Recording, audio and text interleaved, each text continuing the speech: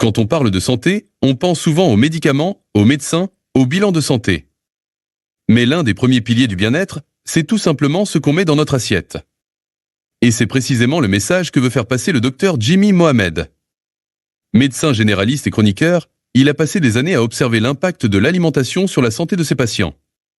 Il a vu des gens lutter contre le surpoids, la fatigue chronique, des troubles digestifs et bien d'autres soucis de santé sans forcément faire le lien avec leur alimentation.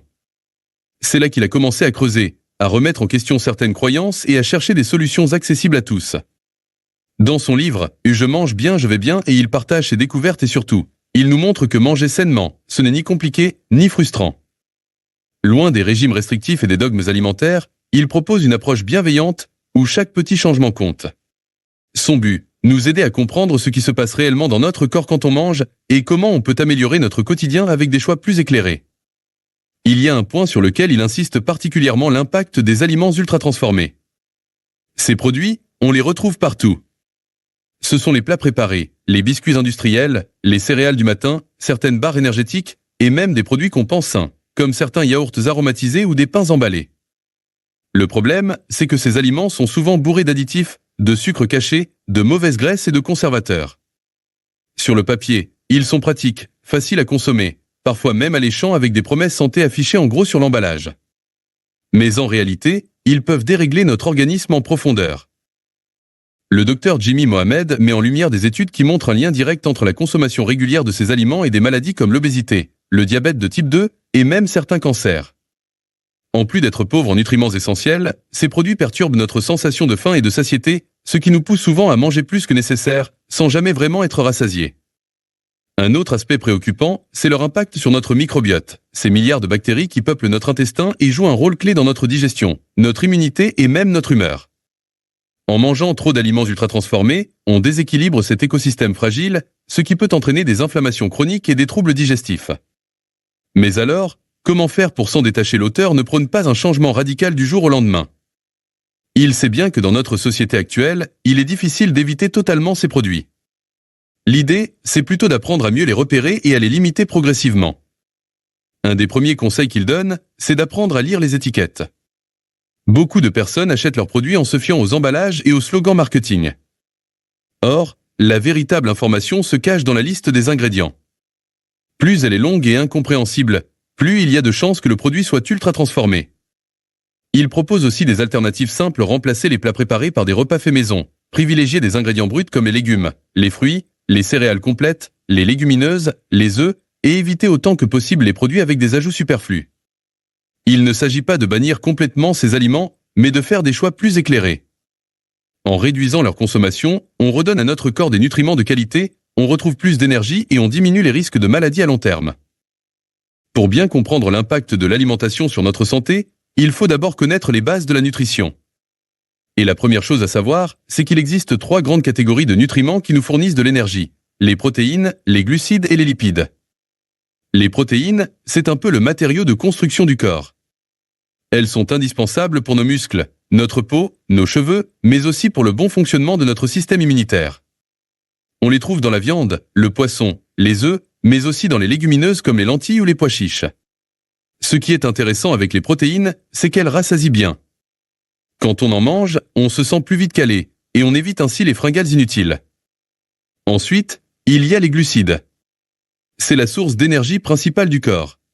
On les retrouve dans des aliments comme les céréales, les pâtes, le riz, les fruits, mais aussi dans les produits transformés qui contiennent du sucre ajouté.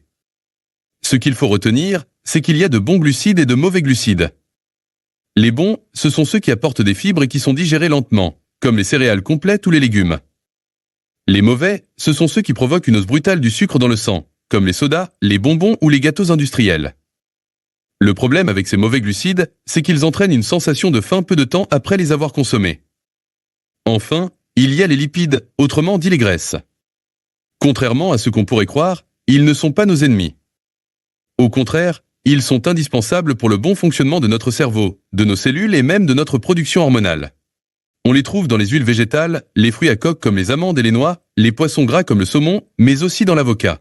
Ce qu'il faut éviter en revanche, ce sont les mauvaises graisses, celles qu'on trouve dans les plats industriels, les fritures ou les viennoiseries. Elles favorisent l'inflammation dans le corps et augmentent le risque de maladies cardiovasculaires. En plus des macronutriments, notre corps a besoin d'autres éléments essentiels qu'on appelle les micronutriments. Contrairement aux protéines, aux glucides et aux lipides, ils ne fournissent pas d'énergie, mais ils sont indispensables au bon fonctionnement de l'organisme. Les vitamines, par exemple, jouent un rôle clé dans de nombreux processus biologiques. La vitamine C, qu'on retrouve dans les agrumes, aide à renforcer le système immunitaire et améliore l'absorption du fer. Les vitamines du groupe B, présentes dans les céréales complètes et les légumes verts, sont essentielles pour l'énergie et le bon fonctionnement du cerveau. La vitamine D, qu'on synthétise grâce à l'exposition au soleil et qu'on trouve aussi dans certains poissons gras, est essentielle pour la solidité des os. Les minéraux, eux aussi, sont fondamentaux. Le calcium, qu'on associe souvent aux produits laitiers, est indispensable pour nos os et nos dents. Le magnésium, qu'on retrouve dans les oléagineux et le chocolat noir, joue un rôle clé dans la gestion du stress et la détente musculaire. Le fer, présent dans la viande rouge, les légumes verts et les légumineuses, est essentiel pour le transport de l'oxygène dans le sang. Ce qu'il faut comprendre, c'est que ces micronutriments doivent être apportés par l'alimentation, car notre corps ne sait pas toujours les fabriquer. Une alimentation variée et équilibrée permet donc d'éviter les carences et d'assurer un bon fonctionnement général du corps. On parle souvent de ce qu'on mange, mais on oublie parfois l'importance de ce qu'on boit. L'hydratation, c'est la base. Notre corps est composé en grande partie d'eau, et sans une hydratation suffisante, il ne peut pas fonctionner correctement. L'eau intervient dans presque toutes les fonctions vitales. Elle permet d'éliminer les toxines, de réguler la température corporelle, de transporter les nutriments et même d'améliorer la digestion. Un manque d'eau peut provoquer de la fatigue, des maux de tête, des troubles de la concentration et même des fringales. Parfois, on croit avoir faim, alors qu'en réalité, on a simplement soif. Alors, combien d'eau faut-il boire par jour? En général, on recommande environ 1,5 à 2 litres d'eau. Mais cela peut varier en fonction de l'activité physique, du climat et des besoins individuels. Il est aussi préférable de privilégier l'eau pure plutôt que les boissons sucrées ou gazeuses qui n'hydratent pas aussi bien et qui apportent souvent du sucre en excès. Un bon moyen d'assurer une bonne hydratation, c'est d'avoir toujours une bouteille d'eau à portée de main et de boire régulièrement au fil de la journée, sans attendre d'avoir soif. Comprendre les bases de la nutrition, c'est essentiel pour faire de meilleurs choix alimentaires. Les macronutriments comme les protéines, les glucides et les lipides sont les piliers de notre énergie et de notre construction corporelle. Les micronutriments, eux, assurent le bon fonctionnement de l'organisme en apportant des vitamines et des minéraux essentiels. Et enfin, l'eau joue un rôle fondamental dans notre bien-être général. En adoptant une alimentation variée, en choisissant des aliments riches en nutriments et en veillant à bien s'hydrater, on peut améliorer notre santé de manière simple et durable. L'idée n'est pas de suivre un régime strict, mais plutôt d'être conscient de ce qu'on met dans notre corps pour en tirer le meilleur bénéfice possible. Les aliments ultra-transformés sont partout dans notre alimentation moderne. On les retrouve dans les rayons des supermarchés sous forme de plats préparés, de snacks, de sodas ou encore de produits industriels qui semblent pratiques et appétissants. Mais derrière leur aspect attractif, ces aliments posent de vrais problèmes pour notre santé. Qu'est-ce qu'un aliment ultra-transformé? Pour faire simple, ce sont des produits qui ont subi de nombreuses modifications industrielles. Ils contiennent souvent des ingrédients qu'on ne trouve pas dans une cuisine classique, des additifs, des conservateurs, des colorants, des arômes artificiels, mais aussi des huiles hydrogénées et des sucres raffinés. Prenons un exemple concret. Un yaourt nature et un yaourt aux fruits aromatisés. Le premier contient du lait et des ferments lactiques, des ingrédients naturels et simples. Le second, en revanche, peut contenir du sucre ajouté, des épaississants, des colorants et des arômes artificiels. C'est la différence entre un aliment peu transformé et un aliment ultra transformé. Pourquoi l'industrie agroalimentaire fabrique-t-elle ces produits? La réponse est simple, pour la rentabilité. Transformer un aliment permet d'améliorer sa conservation, d'optimiser son goût et de le rendre plus addictif. Grâce aux arômes et aux exhausteurs de goût, notre cerveau est trompé, et on en redemande. C'est ce qui explique pourquoi il est difficile de s'arrêter après avoir ouvert un paquet de chips ou de biscuits industriels. Le problème, c'est que ces aliments ultra transformés ont des conséquences désastreuses sur la santé. Tout d'abord, ils sont souvent très riches en sucre, en sel et en graisse de mauvaise qualité. Leur consommation régulière favorise la prise de poids et l'obésité. Des études ont montré que les personnes qui consomment beaucoup d'aliments ultra-transformés ont un risque plus élevé de développer des maladies chroniques comme le diabète de type 2, les maladies cardiovasculaires et certains cancers. Pourquoi? Parce que ces produits favorisent l'inflammation dans l'organisme, augmentent la résistance à l'insuline et perturbent notre métabolisme. Un autre effet néfaste, c'est leur impact sur notre microbiote intestinal. Notre flore intestinale joue un rôle essentiel dans notre digestion, notre immunité et même notre humeur. Or, les additifs et les conservateurs contenus dans les aliments ultra-transformés peuvent déséquilibrer cette flore, provoquant des troubles digestifs, des inflammations et un affaiblissement du système immunitaire. Mais ce n'est pas tout. Les aliments ultra-transformés ont aussi un impact sur notre cerveau. Leur composition est conçue pour stimuler le circuit de la récompense, un peu comme une drogue. Plus on en mange, plus on a envie d'en manger. Cela peut créer une forme de dépendance alimentaire et rendre plus difficile le retour à une alimentation naturelle équilibrée. Alors, comment faire pour les éviter? Heureusement, il existe plusieurs stratégies simples.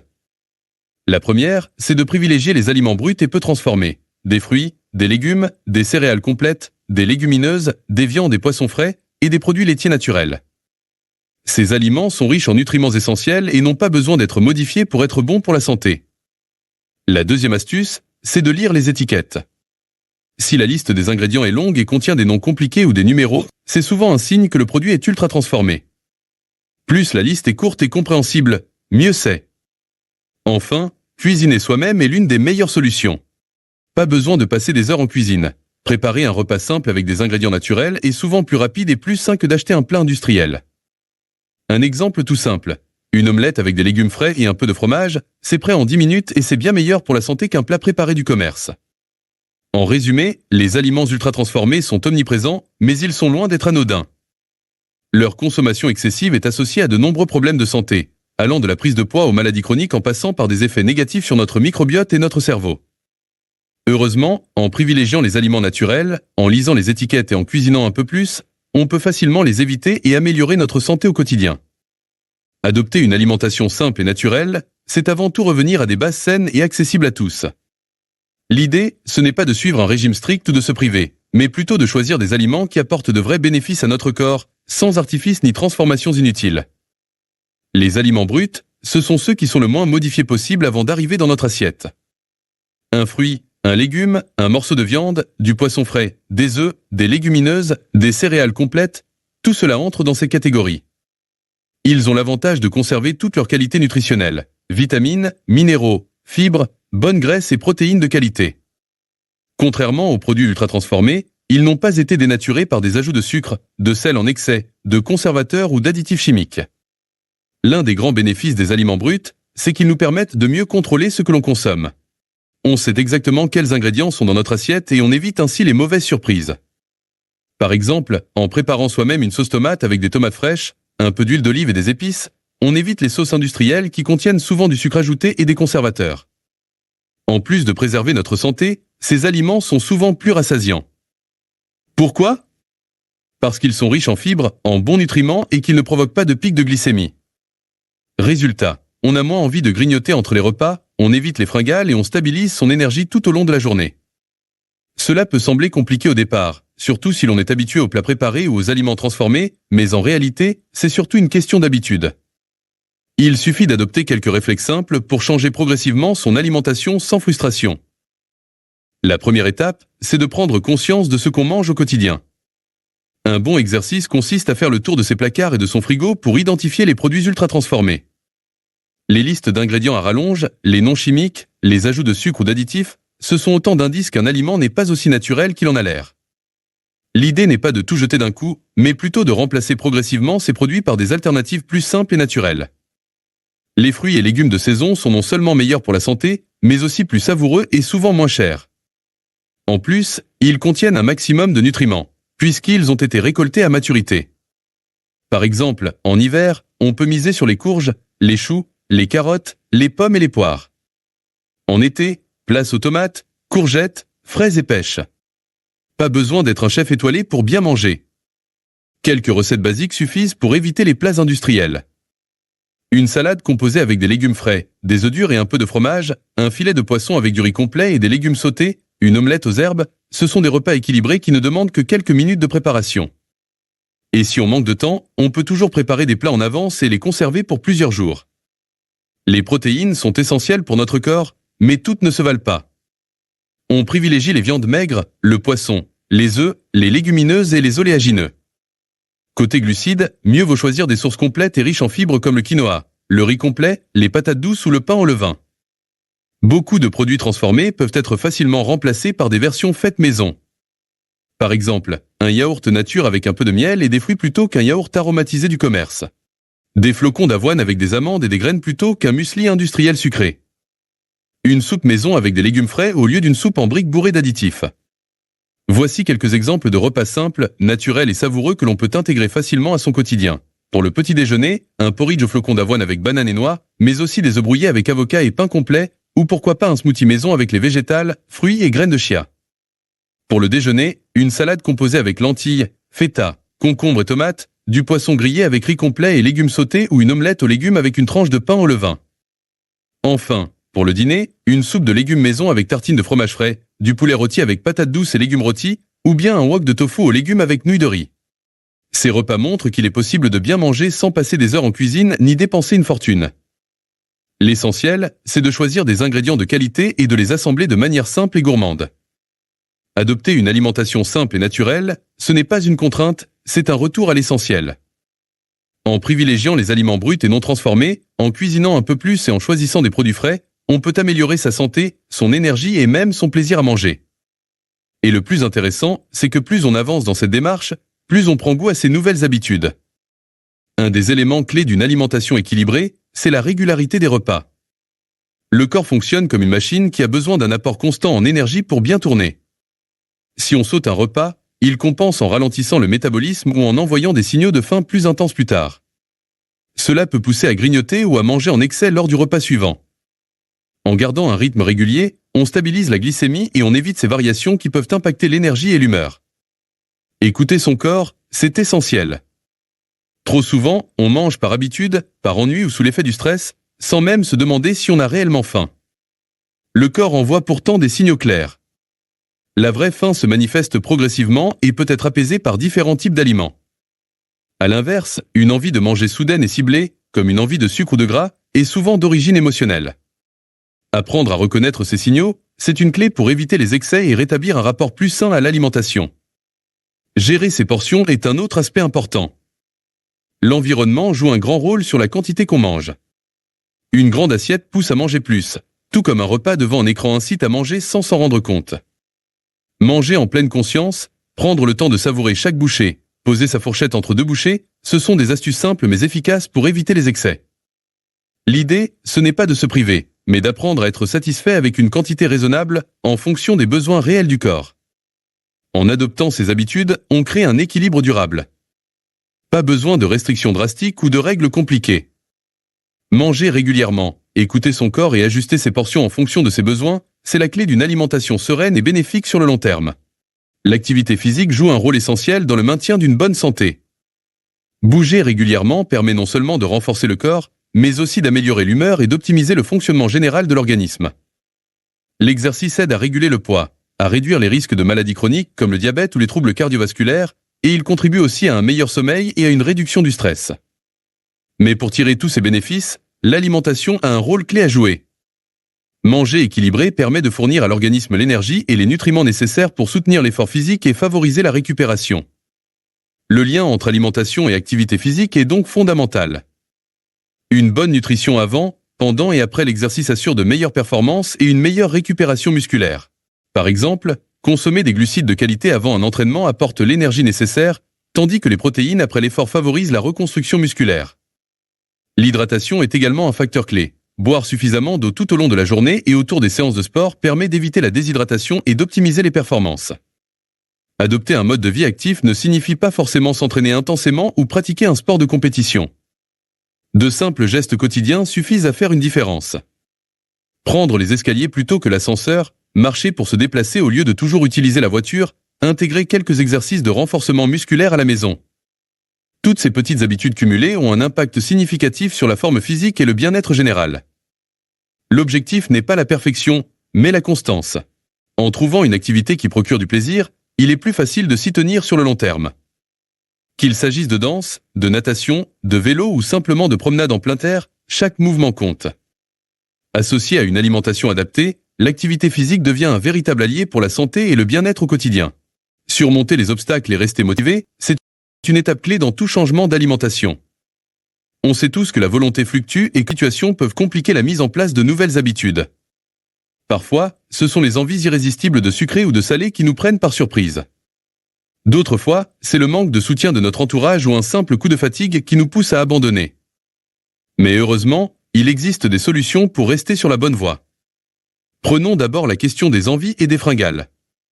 Elles ne viennent pas de nulle part. Très souvent, elles sont déclenchées par une alimentation déséquilibrée, un manque de sommeil ou du stress. Quand on ne mange pas assez de protéines ou de bons gras, par exemple, notre corps réclame rapidement du sucre pour compenser. C'est pourquoi il est essentiel de privilégier des repas rassasiants et équilibrés. Un autre point important, c'est de ne pas laisser la faim s'installer trop longtemps. Quand on attend trop avant de manger, on finit par se jeter sur n'importe quoi, souvent des aliments transformés et très caloriques. Pour éviter ça, mieux vaut prévoir des encas sains comme une poignée de noix, un yaourt nature ou un fruit. Et si l'envie de sucrer se fait trop forte, une alternative intéressante peut être de détourner l'attention avec une activité plaisante, comme aller marcher ou lire quelques pages d'un livre. Ensuite, parlons de la motivation sur le long terme. C'est facile d'être motivé les premiers jours, mais après quelques semaines, la routine peut devenir pesante. C'est pour ça qu'il est essentiel de se fixer des objectifs clairs et réalistes. Vouloir tout changer d'un coup, c'est souvent une recette pour l'échec. À l'inverse, se concentrer sur une ou deux améliorations progressives permet de rester motivé sans frustration. Par exemple, commencer par améliorer son petit déjeuner, puis s'attaquer au dîner une fois que cette habitude est bien en place. Une autre stratégie efficace consiste à suivre ses progrès. Ça peut être en notant ses repas dans un journal ou en observant les effets positifs sur son énergie et son bien-être. Le but, c'est de voir que les efforts paient, même si c'est parfois subtil au début. Enfin, l'environnement joue un rôle énorme dans la réussite d'un changement alimentaire. Si on vit entouré de tentations, c'est beaucoup plus difficile de tenir ses engagements. C'est pourquoi il est utile d'aménager son espace de vie pour qu'il encourage les bonnes habitudes. Avoir des aliments sains à portée de main et éviter d'acheter ce qu'on veut limiter, ça simplifie énormément les choses. Mais au-delà de l'environnement matériel, il y a aussi l'environnement social. Être soutenu par son entourage, c'est un vrai levier de motivation.